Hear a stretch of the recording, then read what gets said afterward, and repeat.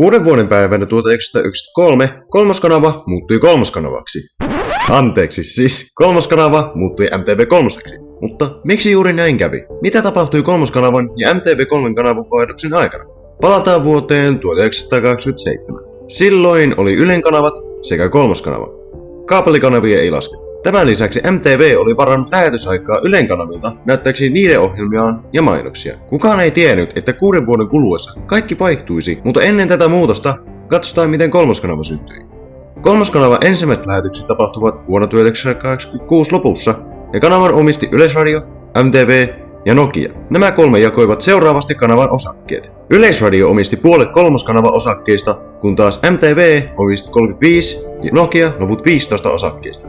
Kannattaa pitää tämä mielessä, sillä näihin palataan myöhemmin. Samalla vuonna 1927 Yleisradio ja MTV oli sattumaisin talousvaikeuksissa. Tämä jatkui todella pitkään ja tilanne paheni entisestään vuoden 1928 Yleisradion lakon seurauksena. Palaen kanaviin, Yleisradion kanavat sekä MTV lähetti kotimaisia ohjelmia ja urheilulähetyksiä, kun taas kolmoskanava lähetti suurimmin osin ulkomaisia ohjelmia, kuten Star Trekkiä ja Simpsoneita. Vuosien saatossa kolmoskanava vain kasvoi ja kasvoi. Alueellisesti kanava laajentui Espoo-alueesta Tampereeseen ja sekä enemmän ja enemmän katsojia ilmeni kanavalle. Lisäksi ohjelmista alkoi kasvaa elokuvista TV-sarjoihin ja kotimaisiin ohjelmiin, jotka tuotti VIP-vision. Yksi tunnetuimmista kolmoskanavan ohjelmista oli Hyvät herrat, jonka ensimmäinen jakso esitettiin vuonna 1990. Taustalla kuitenkin tapahtui yksinkertaisesti paljon muutoksia. Ohjelmiston ja alueen lisäksi oli kolmas elementti, joka vaihtui vuosien kulussa. Palataan kolmoskanavan osakkeisiin, jotta voidaan huomata juuri tämä elementti. Vuosi oli 1990 ja 4,5 vuoden aikana MTV alkoi omistamaan suuren osan kolmoskanavan osakkeista. Tämän huomatessa tilanne alkoi olla selkeä. MTV alkoi pikkuhiljaa omistamaan enemmän ja enemmän osakkeita kolmoskanavasta. Ei enää ollut kauan, että kolmoskanavan pian omisti MTV eikä kukaan muu yhtiö. Ja lopulta juuri tämä tapahtui. MTV oli nyt kolmoskanavan omistaja. He alkoivat suunnittelemaan suuria muutoksia kanavalle. Seuraavat muutokset olivat, että MTV saisi kolmoskanavan itselleen ja muuttaisi kanavan niiden omaksi. Tähän kuuluisi myös kanavailme, josta itse asiassa kerron myöhemmin. Lisäksi suunniteltiin pari muuta asiaa, sekä myös muutosten toteutumispäivä, joka olisi uutena vuotena vuonna 1993. Jotta kuitenkin saataisiin katsojat huomaamaan tämä suuri muutos, MTV aloitti mainoskampanjan, jossa aloitettiin laskenta kanavan muuttamiseen. Ja se oli tehokas. Vuosi vain lähestyi ja lähestyi loppua, ja lopulta olikin vain 1 päivä jäljellä. 31. joulukuuta vuonna 1992. Tämä päivä aloitti Suomen television uuden aikakauden, ja se alkoikin melko suuresti. Nimittäin tämä aloitus oli niin suuri, että se vaikutti myös moniin työntekijöihin.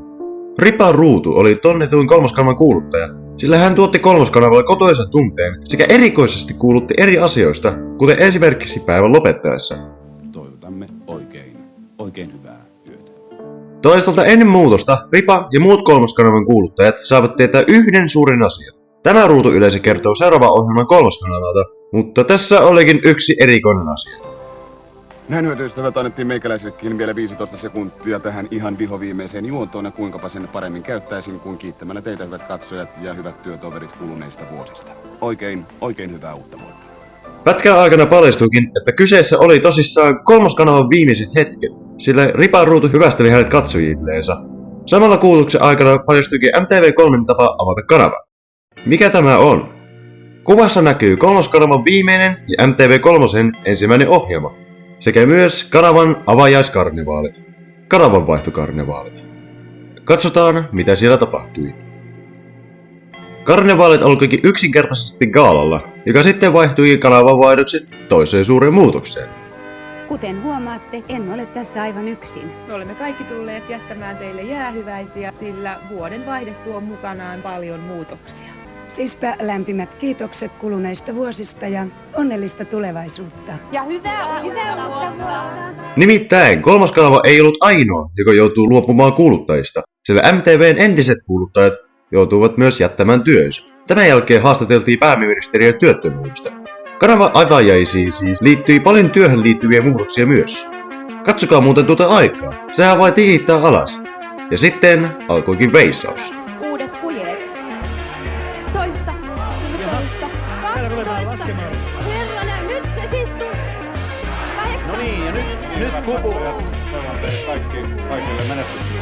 1993 ja MTV3 kanava on avattu. Ja siinä se oli. Kolmoskanava muuttui virallisesti MTV3. Tämän jälkeen kanavan vaihtokarnevaalit vielä jatkuivat, mutta minun puolesta jätän tähän, sillä tämän jälkeen ei enää tullut suurempaa kolmoskanavan muutoksen suhteen. Jos sinua kiinnostaa katsoa kanavan vaihtokarnevaalit suurissa osissa, kannattaa vilkaista kuvauksessa oleva soittolista. Kolmoskanavalla oli suuri suosio 1980-luvun loppupuolella ulkomaissarjojen sekä monien hittituotantojen takia. Kolmoskanavaa myös muistavat monen Suomen television historioitsijat, kuten minä ja moni muu. Ehkä sinäkin muistat Kolmoskanavan sen ohjelmien tai Uniikin kanavin-ilmeen ja kotoisten kuuluttajien takia. Kolmoskanava oli tärkeä osa Suomen televisiota, jota ei tulla unohtamaan. Tämä toisaalta ei tarkoita, että MTV3 ei ollut tärkeä, sillä ilman MTVtä ei olisi kolmatta Suomen televisiokanavaa. Puhuen MTV3, voidaan puhua niiden kanava-ilmeestä, sillä voit katsoa nyt tämän videon, jossa kerroisin ilmeen tunnuksissa esiintyvästä pöllöstä ja sen yllättävästä takatarinasta.